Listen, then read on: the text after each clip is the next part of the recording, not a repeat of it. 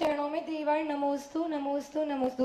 गुरुदेव, मेरी जिज्ञासा ये है कि कहीं कहीं बोलते हैं कि पुष्प से स्थापना करनी चाहिए और कहीं बोलते हैं कि शेष अक्षर से स्थापना करनी चाहिए, तो गुरुदेव सही क्या है? स्थापना के संबंध में कोई नियत निर्धारित वस्तु नहीं दी।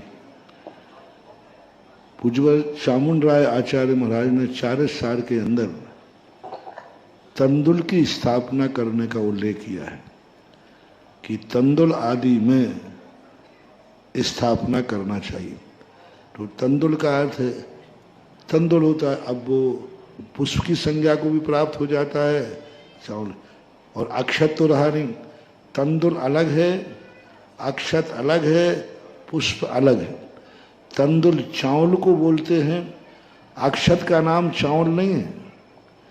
अक्षत का अर्थ होता है जो अखंड, जिसे तोड़ा ना जा सके सामान्य रूपों से। वस्तुतः पूछा जाए तो अक्षत डायमंड का नाम है। अब डायमंड तो क्या कर दिया अपन ने, डायमंड जैसा सफेद चावल होता है ना, तो चावल ले लिया। पुष्प के स्थान पर पुष्प ही होना चाहिए। अब पुष्प के स्थान पर स्थापना कैसे करें? पुष्प तो कौन से फूल से करें? गुलाब के फूल से, कमल के फूल से, किससे करें? इसलिए पुष्प की स्थापना नहीं बताई थी। पुष्प की स्थापना बताई नहीं क्योंकि पुष्प वनस्पति काय है, वो खुद अपने आप में उसमें जीव है। जिसमें पहले से ही कोई जीव हो उसमें दूसरे की स्थापना नहीं की जाती है। स्पष्ट कहा है, जो एक बार किसी ने स्थापित कर दिया उसमें दूसरी स्थापना नहीं की जा सकती। तो जो वस्तुतः पुष्प होते हैं इनमें तो सचित्र हैं, ये जीव हैं, और जीव जब उसमें है, पहले से ही साक्षात है, तो फिर साक्षात में स्थापना नहीं की जाती। और अक्षत में हम स्थापन नहीं कर सकते क्योंकि चावलों में अक्षत की स्थापना हो चुकी है। तो ना तो अक्षत से स्थापना करना है, ना पुष्प से स्थापना करना है। उन चावलों से स्थापना करना है जिनको ना अभी अक्षत बनाया गया है और ना अभी पुष्प बनाया गया।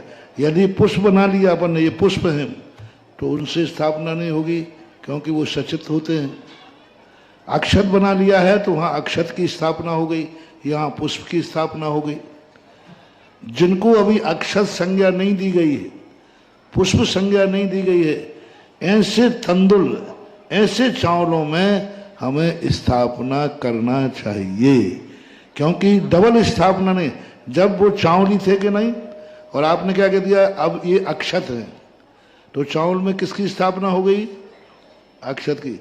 ये रंग करके पुष्प हैं, तो उन चावलों में किसकी स्थापना हो गई? पुष्प की। और डबल स्थापना होती नहीं है, स्थापना की स्थापना नहीं होती।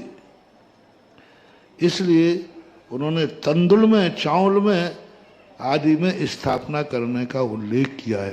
बस अर्थ इतना समझो, जिसमें अन्य कोई स्थापित नहीं है, अन्य कोई जीव आदि नहीं है, उन वस्तुओं की स्थापना, उनमें स्थापना की जा सकती है।